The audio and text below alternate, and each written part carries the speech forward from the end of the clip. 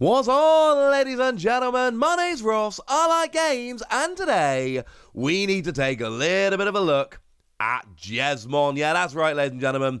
Jesmon is here. We knew Jesmon X-Antibody was coming in this set. And annoyingly, in a video yesterday, or yesterday as I record, might have been a couple days by the time this goes online, I told you that, well, we know Jesmon X-Antibody's coming, but we haven't seen it yet. Well, don't I look dumb, ladies and gentlemen?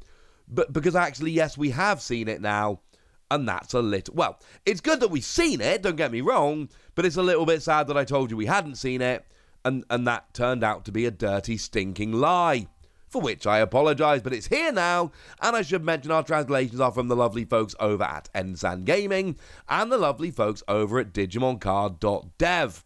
So, a couple of other red cards we can talk about before we get on to Jesmon here. We've got Don Dokomon. First time that dude's made its way into the Digimon TCG. And what we've got here is a level 3, free cost to play normally, 0 cost to Digivolve, 4,000 power. It's fine. The power's quite nice, I suppose, but let's not kid ourselves that it's particularly stunning. We do, however, have a skill that you can Digivolve for free from a level 2 with Cross Heart in its traits. Now, obviously here, and I think this is fairly obvious, that's a lot of the time irrelevant. But and I didn't mention this the first time round in the video, the reason it seems weird, because again, you can Digivolve from a red level 2 for free, that's what was so weird initially, it's any Cross Heart. You can essentially cross colours going through this, and I think that's a pretty gosh darn big deal. Opens up more combos than you would usually have, that's a good thing.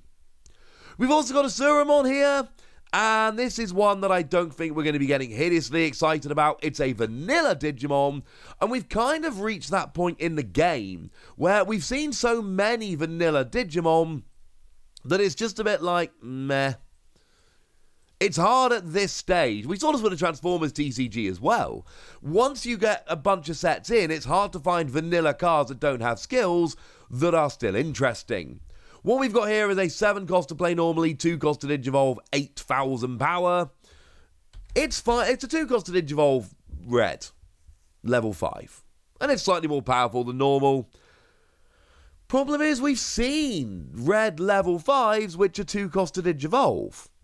So, it's just not making us terribly happy. I mean, we had Paildramon right back in BT1 that was a 2 cost to Digivolve.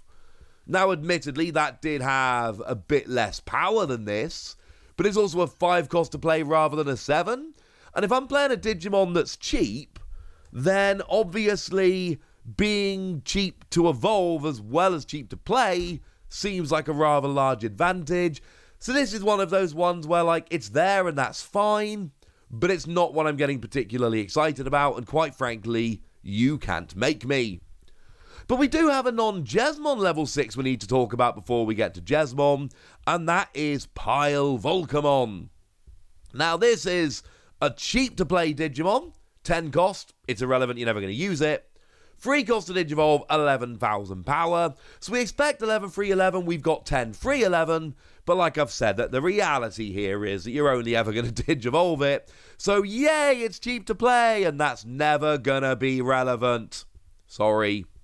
It's got Blitz, which means when you Digivolve up, you can attack the turn you Digivolve up, even if the turn should rightly pass to your opponent. And this is a big deal, because it basically gives you an extra attack.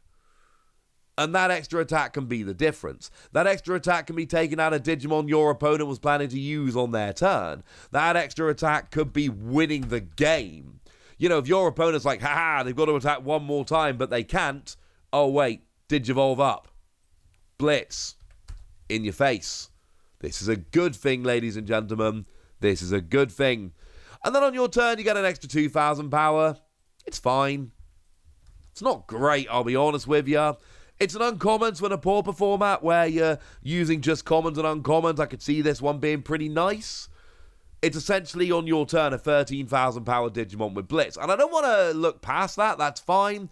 Especially in a situation where you can give this piercing, then the fact you can take down a level 6 while also performing a security check in a situation where the turn should have passed to your opponent. All of these are really good things about which you should be excited, but this isn't one of those level 6s that's setting the game on fire. It's an uncommon level 6, and that kind of tells you what you need to know. Fine, good in a cheap format, honestly not a game-breaking card. But Jesmon X-Antibody, it's a card we've been waiting a few sets for.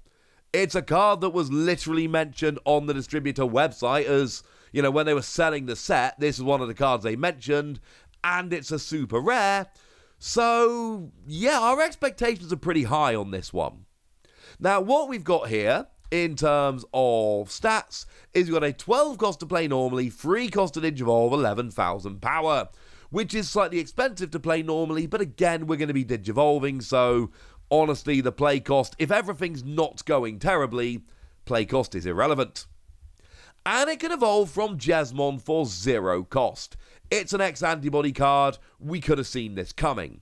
X-Antibodies can evolve from their namesake. It's generally free at lower levels, sometimes you have to pay 1 or 2 if it is something like a level 6. Not the case here, it's free. And bearing in mind we've had a couple of Jesmon. Jesmon is good, now we're just adding a trick, which literally just jumps in on top of regular Jesmon.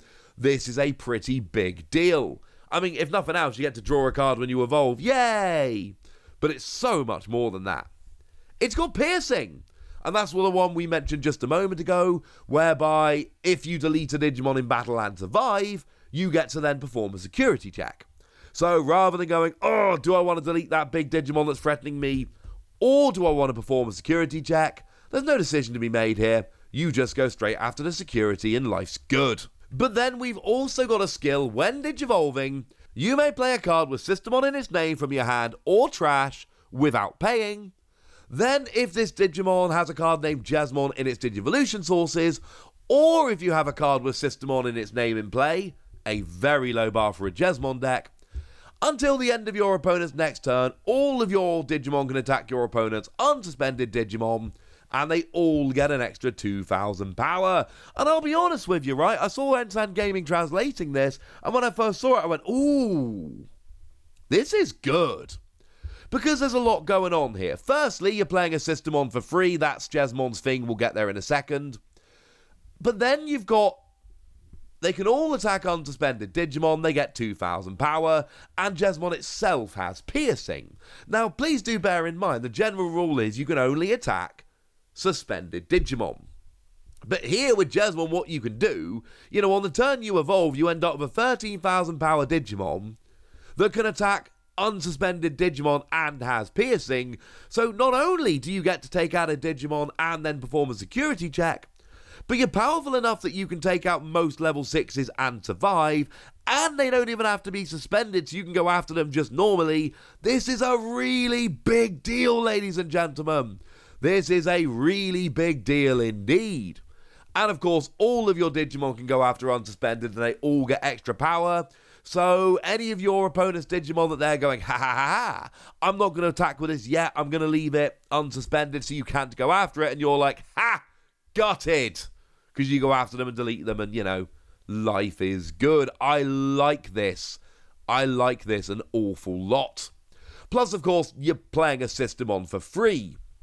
But this is where we should remind ourselves about the other Jesmon, because, of course, Jesmon's kind of a big deal. Also, I suppose we should give the usual note here. Remember that the really, really good SaviorHuckmon has been restricted to 1 copy in your deck, which kind of sucks, and I'm sorry about that, but that's just the way it is. It was, like, genuinely a little bit broken. I understand why they've done it. It makes sense that they would restrict it. It's just really good, and if you want to play Jesmon, you're going to be a bit sad that it's been restricted.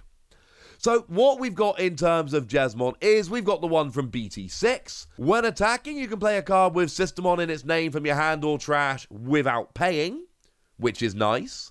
And then on your turn, when you play another Digimon, you get plus 3,000 power and piercing. Very similar to this new one, incidentally. The thing is, the Jesmon X-Antibody plays a Systemon on evolution, so it's kind of a weird back and forth. It's a one-shot deal. You play it when evolving, but then your evolving skill's gone. But you also don't have to attack to play the Systemon, which can end up actually being a sneaky big deal. But it also boosts all of your Digimon's power and lets you attack unsuspended Digimon. There's definitely a reason for it. And admittedly, Jesmon gets 3,000 power and piercing. Jesmon X-Antibody always has piercing, but it only gets an extra 2,000 power, and that's only on kind of a one-turn deal when you evolve. But what you can keep doing is just evolving Jesmon X-Antibody into Jesmon X-Antibody and keep going along those lines. Essentially, what you're gaining is the ability to attack unsuspended Digimon, and you get to play Systemon for free without having to use your attack, which can end up being a bit of a big deal. We've also got the Jesmon that came around in the starter deck, was released fairly recently. When you Digivolve, you've got Blitz. You can attack even if the turn should go to your opponent. When you attack, you can play a Systemon from your hand, but not from your trash. And on your turn, once per turn, when you play a Digimon by effect, you gain 3,000 power and security attack +1 for the turn. So there is a scenario here where you gain security attack +1, and then you Digivolve into the X-Antibody, at which point you've got piercing and the extra 2,000 power, and you can attack unsuspended Digimon, and you work around in that way. Either way, Jesmon's just getting more and more tricks, and we were expecting something really cool here, and I think it's fair to say we did get something cool here. What we've ended up with is a Digimon that has piercing, high power, can attack unsuspended Digimon, and yeah, it plays a Systemon for free, but come on, it's Jesmon, they all play Systemon for free. That's what they do. So now we've seen this, and now we've decided it's pretty good. It's over to you guys. Do you think this is going to take Jesmon up into top tier along with that new, wonderful, lovely starter deck? Or do you think more is still needed? Let me know in the comment section. Go nuts! Be nice. And then make sure you like this video, subscribe to this channel, follow me on Twitter at TheWasi. That's where we talk Digimon and a whole bunch of other card games. And please do consider checking out patreon.com/PTCGradio, where you can support the channel, get some bonus podcasts, and all kinds of fun things. But by far the most important thing, as always, look after yourselves till next time, would ya? Thank you very much for watching. My name's Ross, and you've been watching Wasi Plays.